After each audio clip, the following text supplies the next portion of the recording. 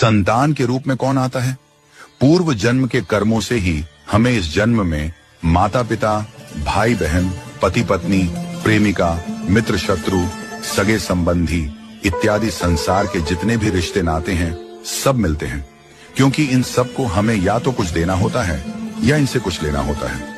वैसे ही संतान के रूप में हमारा कोई पूर्व जन्म का संबंधी ही आकर जन्म लेता है, जिसे शास्त्रों में 4 प्रकार का बताया गया है। 1. अणानुबंध पुत्र।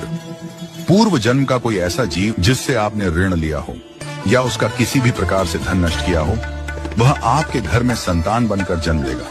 वह अपना धन बीमारी में या व्यर्थ के कार्यों में तब तक नष्ट करेगा जब तक उसका पूरा हिसाब न हो जाए। 2. शत्रुपुत्र। पूर्व जन्म का कोई दुश्मन आपसे बदला लेने के लिए आपके घर में संतान बनकर आएगा। बड़ा होने पर वह माता पिता से मारपीट, झगड़ा करेगा या उन्हें सारी जिंदगी किसी न किसी प्रकार से सताता ही रहेगा। वह हमेशा कड़वा बोलकर उनकी बेइज्जती करेगा और उन्हें दुखी रखकर ही खुश होगा। 3. उदासीन पुत्र। इस प्रकार की संतान न तो माता पिता की सेवा करती है, न ही कोई सुख देती है। वह उन्हें उनके हाल पर मरने के लिए छोड़ देती है। विवाह होने पर यह माता पिता से अलग हो जाते हैं और उनकी चिंता नहीं करते। 4. सेवक पुत्र। पूर्व जन्म में यदि आपने किसी की खूब सेवा की है तो वह अपनी की हुई सेवा का ऋण उतारने के लिए आपकी सेवा करने के लिए पुत्र बनकर आता है। जो बोया है वही तो काटोगे।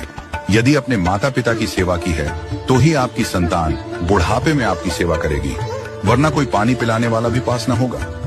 आप यह न समझें कि यह सब बातें केवल मनुष्य पर ही लागू होती हैं। इन 4 प्रकार में कोई भी जीव आ सकता है। यदि आपने किसी गाय की निस्वार्थ भाव से सेवा की है तो वह भी पुत्र या पुत्री बनकर आ सकती है। यदि आपने गाय को स्वार्थवश पालकर उसके दूध देना बंद करने के पश्चात उसे घर से निकाल दिया हो तो वह ऋणानुबंध पुत्र या पुत्री बनकर जन्म लेगी। यदि आपने किसी निर्दोष जीव को सताया है तो वह आपके जीवन में शत्रु बनकर आएगा। इसलिए जीवन में कभी किसी का बुरा न करें, क्योंकि प्रकृति का नियम है कि आप जो भी करोगे उसे वह